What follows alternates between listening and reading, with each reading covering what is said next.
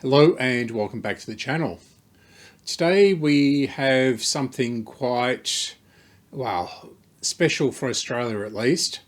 It's a Hacker Super Sovereign, which is an RP75, and this one is an MB model with the power supply built in. Now, it is not in the best of condition. This is the case for it. I've started working on it, obviously, and as you can see, there's a bit of muck in the bottom, and this is quite damaged down the side here, but I'll show you that in the actual video. So those end pieces are made of teak, and I don't know whether I can still get any teak at all, or if the local wood merchant has any offcuts or anything like that. I imagine the teak will be very, very expensive to buy these days. I've also finished a couple of radios off. There is a Chrysler 11.7, which has come up like new. It's absolutely fabulous, sounds fantastic, and an Opratone or Tasma or whatever you like to call it, because it's under about 5 different brand names, the case. So let's get into it. This will be a multi-part series. Obviously, the Hacker is going to take quite a while to fully restore. The top plate, as you'll see, is not all that great, but I have a bit of a plan for that. We'll see if it works. Yeah, so sit back and enjoy the first part of this Hacker RP75-MB. Well, here it is. And it's got its own turntable on the bottom, so this turns around. Yeah, it's in fair condition, I would say. It's got a lot of marks on the case. As you can see down there, it looks like a burn mark or something that feels like a burn mark. So, and up here, I may replace the ends on this, depending on whether I can find any suitable wood. There is a proper wood merchant up here in Ballarat. This side, yeah, it's got black marks on it. It's not the best. Around there.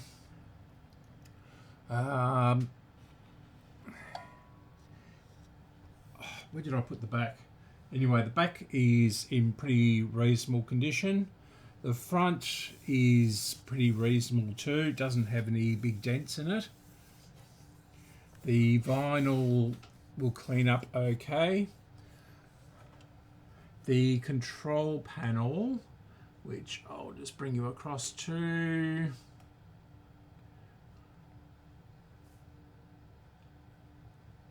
Come on, that's better. Yeah, so as you can see, it's fairly worn. That should be a white stripe across there. This back one isn't quite so bad. This is the nuts on this have come off. This fell out of it when I opened the back up. So our switches go shortwave 1, shortwave 2. Not that shortwave matters anymore here. Medium wave, long wave, and FM. The FM only goes up to 102, so it's in that period when the British government were relenting on the FM band. So the next step went to 104, then of course 108. But originally they only went to about 99, 100. I believe the police and the ambulance and all those sorts of people used the upper end of the band from 100 to 108. So as I say, this is the FM one, and it is strung up quite well. The dial moves on the FM band. AM is the same. That one is properly securely attached. This is a shortwave antenna tuning dial, but the meter doesn't really do anything for that. It's just an audible tone, I guess, or audible reception. We're missing the caps off of these two buttons, the shortwave 2 and the ISM, which is interstation muting. I would like to just call it muting. ISM on this one. AFC. The band selector buttons are not good. They really do need a good clean out.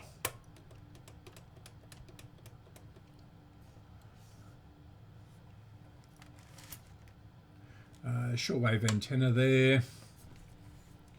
On the back, you won't be able to see very much, but have a headphone jack there. I believe from watching Graham Radio Cruncher's channel, this is a 1/8, not a 3.5, so 1/8 of an inch, not a 3.5 inch millimeters. So we have an FM antenna there, I think. Is that AM or... Yep, that's the FM antenna in there, and the AM antenna in there. We have a DIN socket for tape recorder. The antenna is not connected, but it is actually missing its center, or I'm pretty sure it's missing the center. So we only have the outer shaft. The battery tray is broken. If I can get it out. This is the problem with this. They just didn't leave quite enough space for this to get over the rivets which are here for the top of the tray. It is a pretty standard Japanese or Hong Kong, or wouldn't be China at this stage. So it would be, yeah, Hong Kong, Japan, or Taiwan. And yes, you can see this is broken off at the end.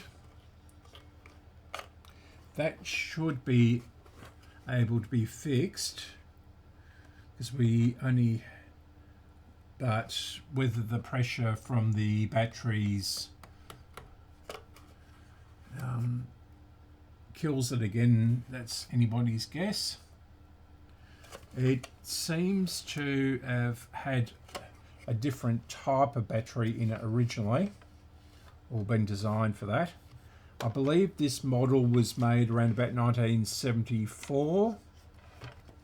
Oh yes, we've got a big chip out of the wood there. So I might have, yeah, I'll definitely have to make some new ends for it eventually.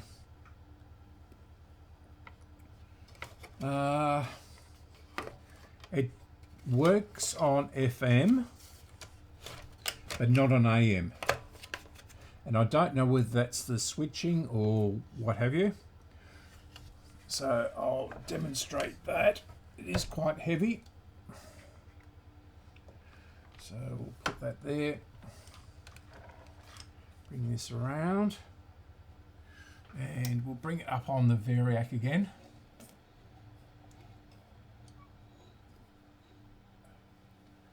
And so it's got an off-on switch on the volume control.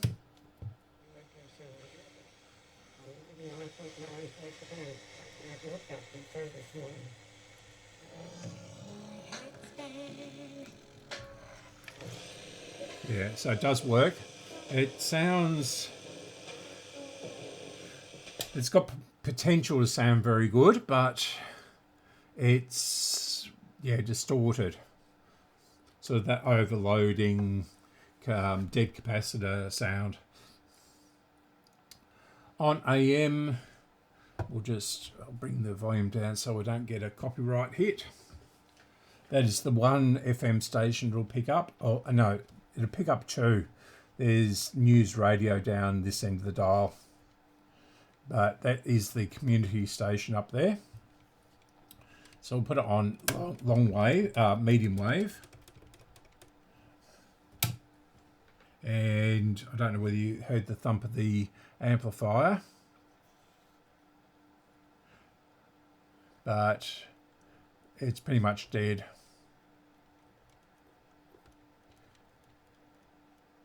So it's either the switching here or the oscillator. Here's my other radio. So bring this one in. This picks up absolutely anything and everything. So we're around, it's very strange how it's laid out. It's on, only got meters on it. So I'm not sure whether, yeah, I have to look up my meters. So we'll turn this on. Find a clear part of the dial. So we're halfway between 3kZ and 3dB, which of course no longer exist. And we'll bring the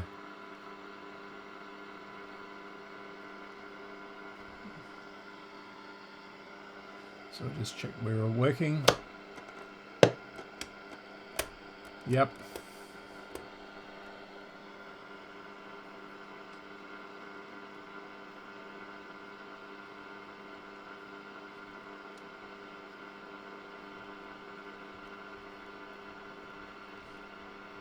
Takes a long time to move from one end of the dial to the other.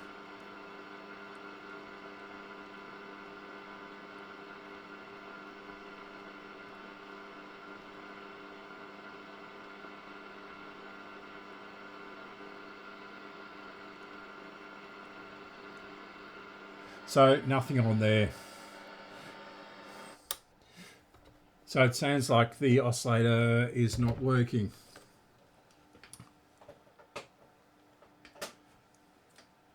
Right, so I'm going to record taking this apart because A, I don't know how it comes apart. And secondly, I've got to get it back together again, haven't I? So we'll pull the power out. Now it does have something on the main board. Capital S, PEC, apostrophe N, Specken, and then in capital B /606/2. So that will give us a clue as to what everything is. And all the All the resistors look like they're wire wound. Huh. And they're all gold too, so 5%, so it would have cost a fair amount. And I don't know whether there was a hacker dealer in Melbourne or anything like that. It's got BHP on it. Interesting. Driver's license and BHP. I doubt it would be the mining company. So I'll take this out again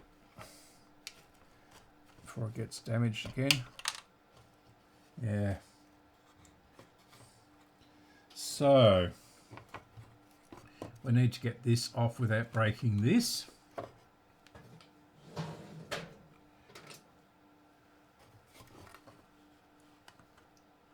So fingers crossed. Yep, well, that's okay. Right. So we'll put this aside. So this goes up to here into the transformer unit.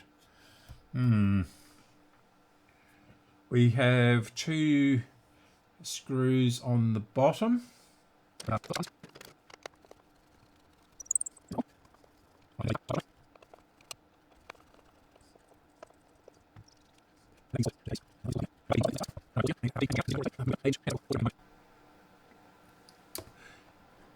Right, so we're almost there with the knobs. The FM one is going to be tricky. Yeah, if I can get, these are fairly low down or fairly tight to the dial. But once you get the spoon underneath, they come up easily. Now, yeah. So that's 90% of the knobs off. Now this one is going to be tricky because it's not attached to anything, and I don't want to detach the dial cord if I possibly can. So what I'm doing is I'm just grabbing the shaft, the flat piece, and I'm actually just easing this up, and it is coming slowly, but I'm not getting enough leverage on it, and I don't think I can get the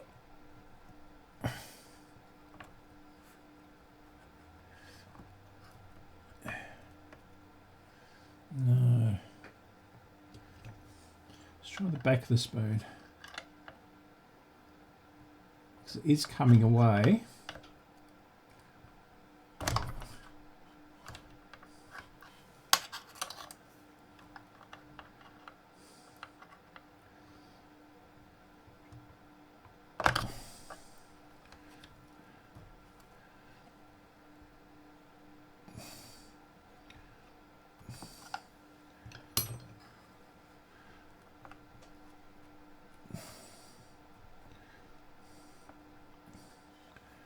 So I can't actually lever against the top plate because it is coming up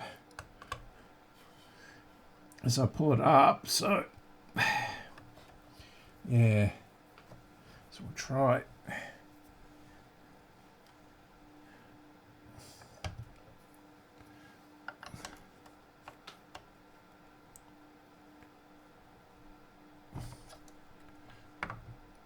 It is definitely moving.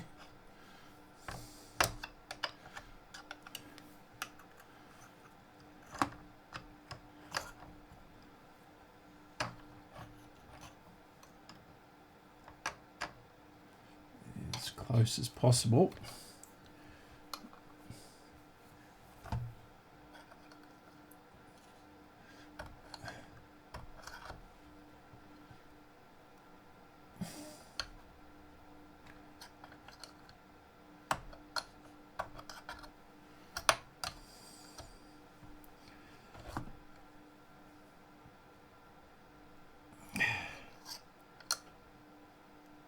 Yeah, it's definitely moving,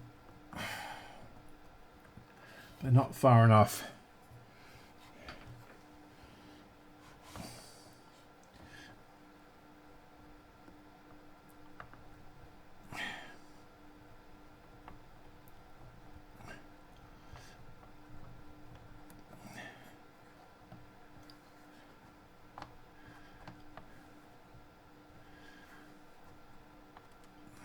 Almost.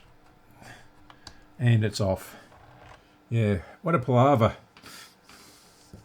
Although that is definitely not the worst knob I've had to pull off over the years.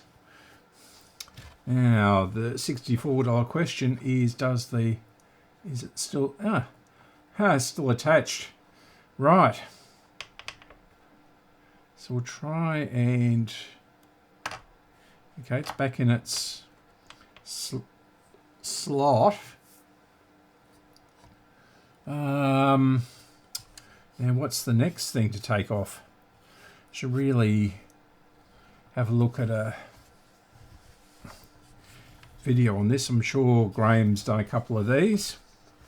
Okay, so the first steps are to remove the amplifier board, which is this here, and to do that we have to take the terminals off of the speaker.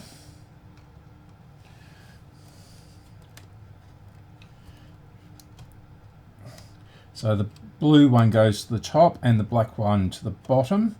So the speaker is marked with a red dot, so the blue goes to the red dot. Okay. Then we remove the plugs.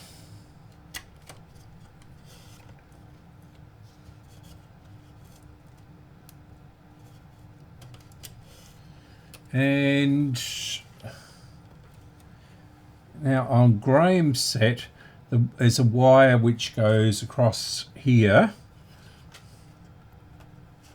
and we just pull this out.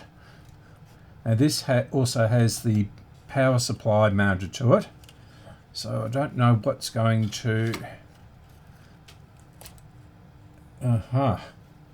Okay, so this orange wire comes... Okay, so that one is the orange wire, and this black and red comes down, and we have to unhook these wires, and they go up into there, and they're soldered, which is not very convenient. So now that does have two screws on the bottom. I think it might be prudent to unscrew this. Oh, hang on. We've got chocolate block terminals on there. So we can actually undo those and take the connectors off. And what I'll do is I'll grab a pen or a pencil. Some pencil will work on that, and I'll put the colours in the order, but we should be able to see what we've got on there. Now I've got the camera in front of the program output, so fingers crossed. Now, so we'll do that. This one should work.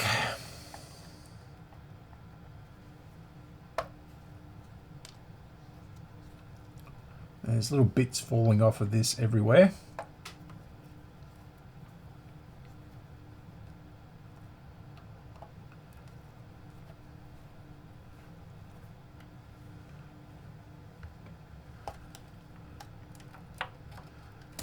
So we've got our power supply disconnected from the amplifier board, which is here. And yeah, so that's the first step. So we'll put this over here safely.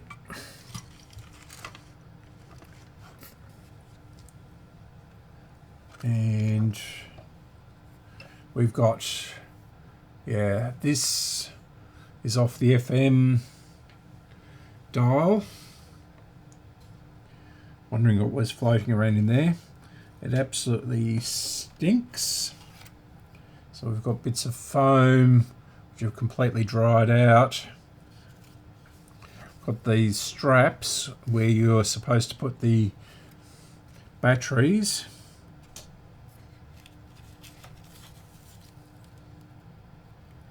And it looks like the batteries have leaked somewhat, but not done too much damage. Theoretically, this will just slide out the top. I don't, yeah, feels very tight to me, but oh, there we go. Simple as that. So this will come underneath here. Hopefully it won't catch. Oh, got a couple more screws there. Now, we hooked on there. Is that stopping it?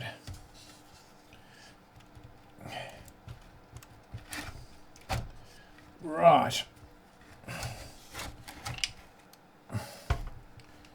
I'll just lift this up out the way. And yeah, there it is. So we'll take the case away and the speaker.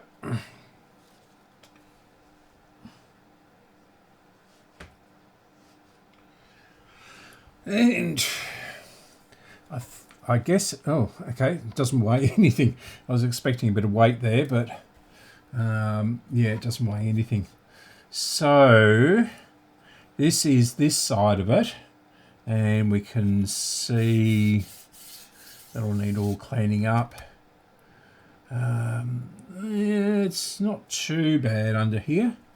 Now, this doesn't look too flash. Down there. So, sorry about the bumpiness. Yeah, that doesn't look too flash. Wonder, it's only got two. Oh no, it's got another one up there. Looks fairly clean under there.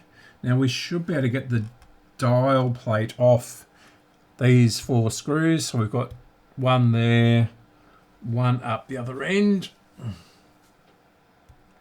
and the same on the other side. So this may not be all that difficult to repair actually. Certainly not as difficult as some of the Grundigs I've worked on.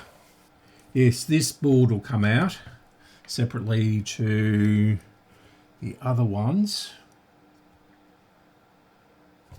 Now is this... That's the FAM, or the, yep. So I can see the, where the thread for the FM knob. So what I'll do is I'll get the dial plate off. Right, I'm not sure how far I got with that last clip, but the card ran out. I removed the 4 screws here and on the other side and removed the top plate, and I've just sort of stuck the nut back onto the FM shaft so that it doesn't come out. And I've got a mouthful of food, so that is not good. Yeah, that's the FM there by the looks of it. Yeah.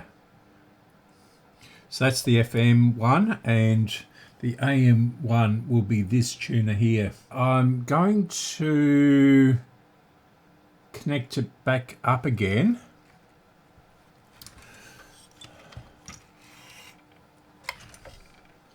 And we'll see how we go with that. Now, I'll have to put the wires back in there first, and then it just slots down into this channel here. And these two will connect onto it. So I'll do that and I'll be back.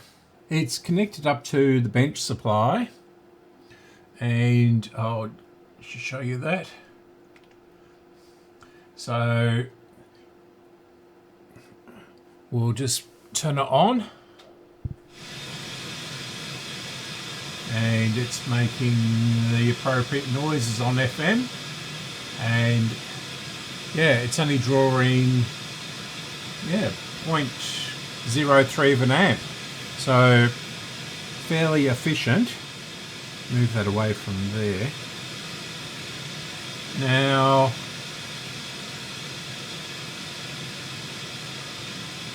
got it hooked up here, and one of my bench speakers is probably blasting at the right channel, but yeah, so we'll try and move this around very carefully so as not to short anything. And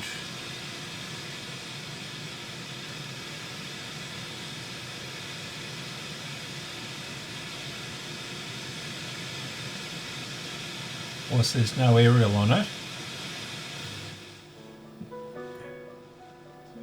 Okay, so that is that. So we'll stop that.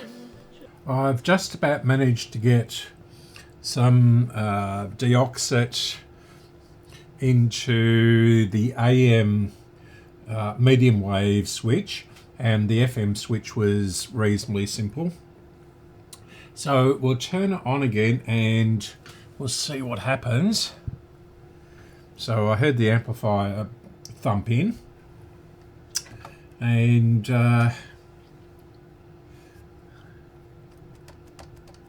yeah, nothing on the AM band.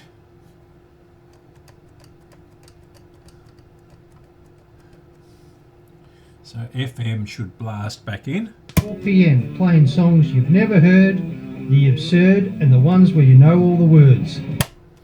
Yeah. So we definitely have a problem with the AM section. And I mean, this looks pretty untouched in here. So I think, is there any, no, there's no capacitors on the tuner that I can see. This is the tuner block here, and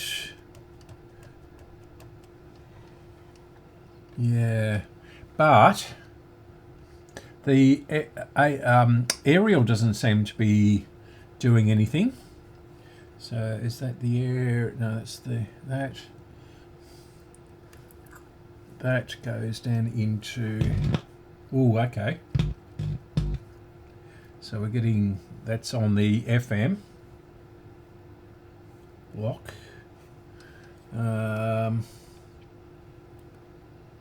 Is the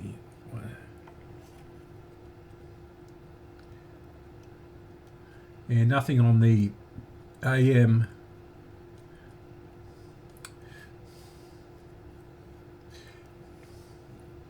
But as I say, the aerial doesn't seem to be doing anything. So we'll put it back onto FM and hope for no music. Yeah, bugger. But yeah, it's picking up very well without an aerial, but I don't know whether I can get away with this. So this is the aerial SOC connector here, and it loops through the FM and then the AM, and then it goes down into the main board. But if I do that, it does absolutely nothing. So yeah, we'll try AM again, and we'll try these aerials. No, we're not getting anything at all. So yes, okay, so this is a good start. We know that the amplifier is working. We know the FM section's working. Now, I don't have the schematics or anything like that yet. Apparently there's a really good user group where you can get all the manuals and service information for the Hacker and the Roberts radios of this era. So I'm going to see if I can find them. There's not that many caps in here either. So there's 3 on this board here. I can see 1 on a board below down there. There is 3 on the main RF section. And there's 1 down here.